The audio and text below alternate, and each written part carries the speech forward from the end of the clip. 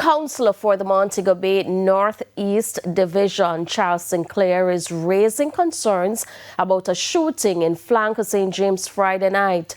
TVJ News understands that 3 people were shot, 1 fatally.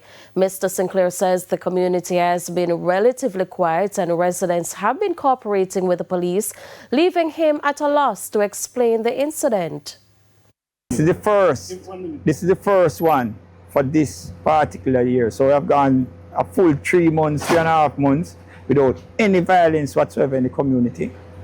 If I were to look back into last year, there were only 2 acts of violence which occurred. So I think we have come a very, very far away. And we are working with the police. We have regular meetings with the senior superintendent at various times. In fact, last meeting was held in March with the senior superintendent and residents of the community. So this one is really disturbing.